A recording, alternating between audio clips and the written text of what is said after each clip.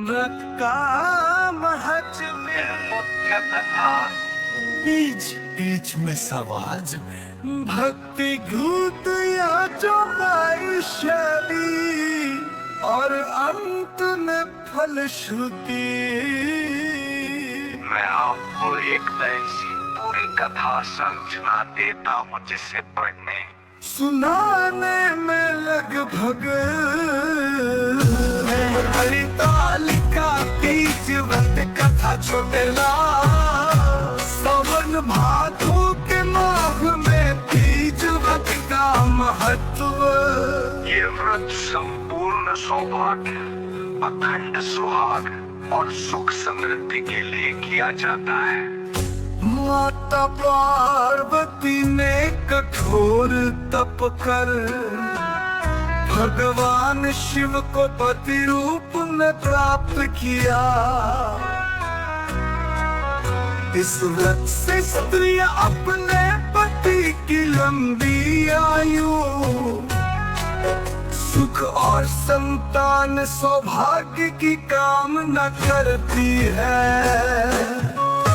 माता पार्वती ने कठोर तप कर भगवान शिव को पति रूप में प्राप्त किया।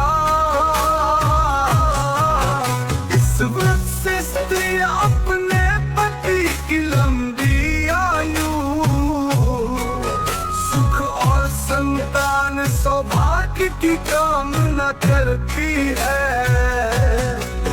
यहाँ मंगलाचरण के रूप में कुछ दोहे या भजन गा सकते हैं, जैसे ओम जय शिव शंकर, भोलानाथ शिव शंकर।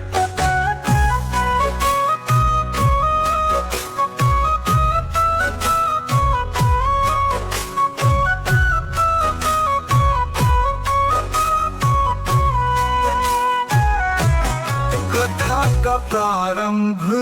क्या कथा? 30 मिनट। पार्वती जी का जन्म और तपस्या।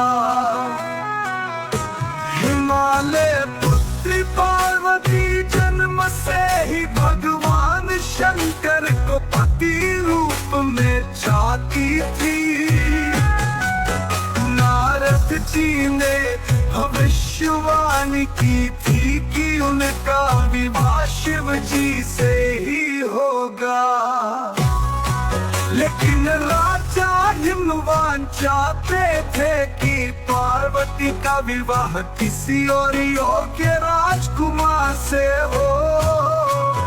इस कारण जब विवाह की बात आई तो पार्वती दुखी हुई। सखी का संवाद। पार्वती की सखी ने उन्हें समझाया, हे सखी, यदि तुम सच्चे मन से तप करोगी तो शंकर जी अवश्य तुम्हें पति रूप में प्राप्त होंगे। सखी की सलाह पर पार्वती घने वन में चली गई। घोर तपस्या। पार्वती ने निराहार रहकर केवल पत्तों का सेवन किया। कई वर्षों तक उन्होंने कठोर तप किया। कभी धूप कभी वर्षा कभी शीत सब सहा शिव जी की परीक्षा। भगवान शिव ने योगी का रूप धरकर पार्वती से पूछा, देवी तुम क्यों इतनी कठोर तपस्या कर रही हो? शिव जी तो जटाधारी भस्म वेशी बैल पर सवार भूत प्रेतों के संग रहने वाले हैं। वे तुम्हारे लिए योग्य नहीं। पार्वती ने दृढ़ निश्चय से कहा, मुझे केवल शंकर ही पति रूप में स्वीकार है, अन्य कोई नहीं। उनके अटूट संकल्प से शिव जी प्रसन्न हुए और सच्चा रूप दिखाकर वरदान दिया। हे पार्वती तुम मेरी अर्धांगिनी बनोगी।